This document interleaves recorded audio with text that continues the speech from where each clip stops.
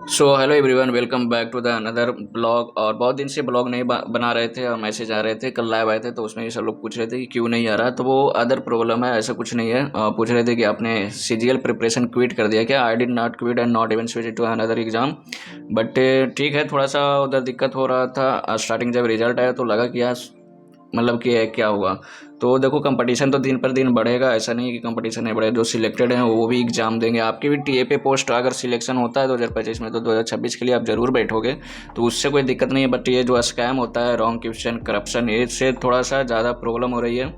तो स्टार्टिंग जब अक्टूबर में प्रिपरेशन स्टार्ट किए थे तो यही सोच के किए थे कि 150 आएगा, 150 तो प्री क्लियर और 340 आएगा तो मेंस में अपना मनपसंद पोस्ट मिल जाएगा। बट अभी वो थोड़ी सी मुश्किल है और ये सोच के भी चल रहे हैं कि 2025 में मेरा सिलेक्शन मुश्किल है। बट हाँ, कोशिश करेंगे और अभी ज़्यादा टाइम भी नहीं बच रहा है। तो कंपटीशन तो दिन पर दिन बढ़ेगा, नो डाउट। और आपको मेहनत करनी पड़ेगी। ये थोड़ा जैसे सी लक बेस्ड हो गया। अगर आपकी भी लक अच्छी है, आपका लक साथ देता है तो आपकी भी हो जाएगी।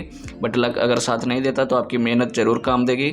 यहाँ ना सही कहीं और, लेकिन आपकी मेहनत मतलब मेहनत बेस्ट नहीं जाता है। एसएससी में लक बेस्ट हो गया तो कहीं और तो मेहनत का वैल्यू होगा, तो वहाँ पे हो जाएगा।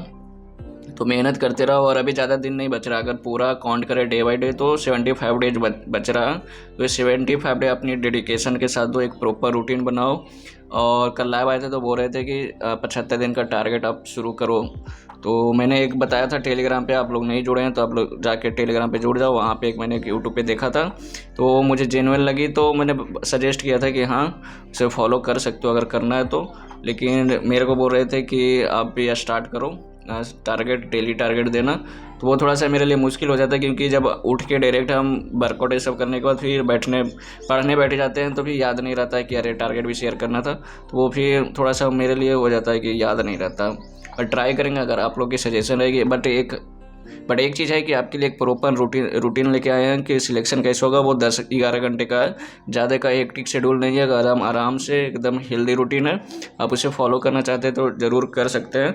एंड सबसे ज़्यादा प्रॉब्लम होता है लोगों की मैथ में स्पीड नहीं बनता। प्रैक्टिस करना है, कैसे करना है वही नहीं समझ में आता है लोगों को। 75 दिन में कैसे कंप्लीट प्रैक्टिस करना है। और दूसरी चीज़ है कि रीजनिंग में फुल नहीं आता है, तो सब के पीछे है कि प्रैक्टिस आपका नहीं है। तो ये दोनों का अल्टीमेट सॉल्यूशन लेके आए। मतलब रीजनिंग उतना ज़्यादा प्रॉब्लम नहीं होती है, बट 50 में 50 किसी की नहीं आती है। और रीजनिंग में ऐसा है कि अगर 45 से कम आ रहा है तो वो आपके लिए एक क्राइम है। 45 से नीचे आना रीजनिंग में क्राइम है। तो रीजनिंग का प्रैक्टिस और मैथ की प्रैक्टिस के लिए एक प्रॉपर एक शेड्यूल है। और आपके पास किरण वाली बुक है तो सही है, उसी का एक शेड्यूल बनाया हुआ है। अगर आपके पास नहीं है तो फिर डिस्क्रिप्शन में लिंक डाल देंगे, वहाँ से आप ऑर्डर कर लेना। और इसमें पीडीएफ मिलेगा, रीजनिंग का और मैथ का दोनों का पीडीएफ मिलेगा। वो पीडीएफ पे आपको टाइप वाइज दिया हुआ है कि इस टाइप को कितना दिन देना है, इस टाइप को कितना टाइम देना है, एक दिन में कितना सोल्व करना है। तो इससे क्या है कि ये 75 दिन का प्रॉपर शेड्यूल है।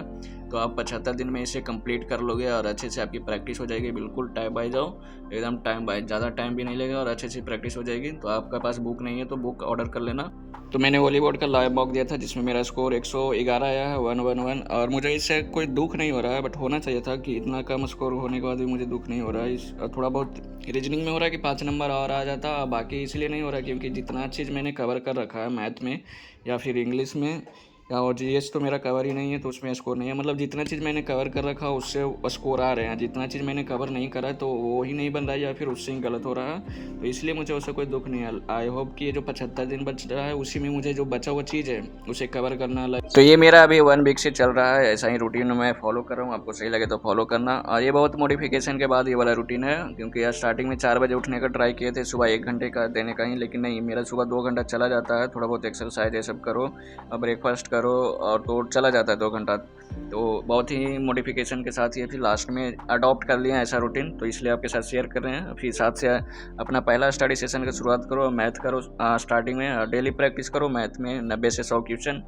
और 90 करते हो तो 10 थोड़ा कर लेना कैलकुलेशन का क्वेश्चन, और 100 करते हो तो 100 कर लेना। कम से कम 75 प्लस तो करना ही है। अगर थोड़े हार्ड वाले क्वेश्चन आते हैं तो 100 नहीं हो पाता है 3 घंटा में, तो आप 75 कर लेना कम से कम। और उसके बाद फिर 2 घंटा इंग्लिश का। इंग्लिश में अपना बिग पोर्शन जैसे कि किसी का इधर होता है वीक, किसी का क्लोज टेस्ट, तो अपना ज़्यादा वीक जो होता है उस पर ज़्यादा फोकस कर लेना और 2 सेक्शनल मॉक लगाना डेली। और रीडिंग नहीं होती है तो रीडिंग हैबिट के लिए आप एडिटोरियल करना, तो जो भी वीक है वो इंग्लिश में अपना कर लेना। फिर 2 घंटे का ब्रेक लेना। 2 घंटे का ब्रेक इसलिए क्योंकि आप तो पहले लंच करोगे, तो लंच आधा घंटा 1 घंटा जितना भी लगाते हो उसमें लगाना। उसके बाद क्या क्या है कि गर्मी के दिन में दोपहर में नींद आती ही आती है, चाहे आप रात में कितना भी सो लो, दोपहर में नींद आती ही आती है। खाना खाने के बाद तो डेफिनेटली आती है। तो ज़्यादा नहीं सोना, 20 से 25 मिनट उस टाइम पे नैप लेना। और 5 घंटा आपकी स्टडी हो गई है तो आप थोड़ा सा चिल करो आराम से, उतना ज़्यादा भी नहीं है। उसके बाद फिर 3 घंटा जीके सेशन में दो। जीके सेशन में लाइक 1 तारीख से परमार का स्टार्ट होगा PYQ सीरीज, तो वो एक कर लेना 3 घंटा में, तो 1.5 घंटा तो उसी में जाएगा। और साथ ही साथ में स्टैटिक्स को थोड़ा सा रिवाइज करना, और जो भी है और जो भी जीके जीएस का और जो होगा ज्योग्राफी हिस्ट्री ये सब साइंस वगैरह वो सब रिवाइज करना। तो 3 घंटा उसमें देना जीके जीएस में, अगर स्कोर अच्छा इंक्रीज करना है तो। और फिर 1 घंटा उसके बाद 5 से 6 रीजनिंग में देना। और रीजनिंग में सेक्शनल मॉक लगाना और प्रैक्टिस करना जो अभी बताए हैं PDF से, तो वो PDF के शेड्यूल के हिसाब से प्रैक्टिस करना। 1 घंटा काफ़ी है क्योंकि रीजनिंग में ज़्यादा टाइम नहीं लगता है, तो आराम से कर सकते हो। फिर उसके बाद 1 घंटे का इवनिंग ब्रेक लेना, थोड़ा बहुत टहल के आओ, और उसके बाद फिर एक फुल मॉक लगाओ। और तुरंत एनालिसिस करना है तो तुरंत एनालिसिस करो। इस 2 घंटा रखे हैं 7 से 9, तो 1 घंटा तो मॉक देने में जाएगा। अगर एनालिसिस तुरंत नहीं करते हो तो कोई बात नहीं, आप कल वाला एक मॉक दिए हो ना, तो कल वाला का आज एनालिसिस करना, आज वाला का कल। अगर तुरंत करना चाहते हो तो तुरंत भी कर सकते हो। मॉक दो, 10 मिनट का ब्रेक लो, और उसके बाद फिर उसका एनालिसिस करो। आधा 1 घंटा लगेगा, कोई दिक्कत नहीं है। फिर डिनर करो और फिर 10 बजे सो जाओ। फिर 7 घंटे की अच्छी नींद लो और फिर उठो 5 बजे, फिर डेली यही करो। तो मेरा अभी ओवरऑल यही चल रहा है, थोड़ा बहुत आगे पीछे हो जाता है बट कोशिश रहता है कि यही वाले शेड्यूल पे स्टिक रहें। लास्ट इम्पॉर्टेंट थिंग्स कि 75 दिन का टारगेट आपको चाहिए डेली, तो वो भी कर सकते हैं। अगर सब लोग मतलब टेलीग्राम पे पोल डाल देंगे तो आप वहाँ पे जाके कर दो यस नो। अगर यस ज़्यादा होगा तो वह स्टार्ट कर लेंगे। और जो शेड्यूल बताएं उसी के शेड्यूल के 10-11 घंटे का वो रहेगा डेली शेड्यूल। और ये 75 दिन, अगर सबको प्रॉब्लम यही होती है कंसिस्टेंसी और डेडिकेशन। पता सबको है कि कहाँ से पढ़ना है, क्या पढ़ना है, कैसे पढ़ना है, प्रैक्टिस कैसे कितनी करनी है, रिवीजन कितनी करनी है, सबको पता है। बट वही चीज़ नहीं होती, कंसिस्टेंसी मेंटेन नहीं हो पाती है, तो डेडिकेशन फॉलो नहीं हो पाता है, कंसिस्टेंसी मेंटेन नहीं हो पाती है।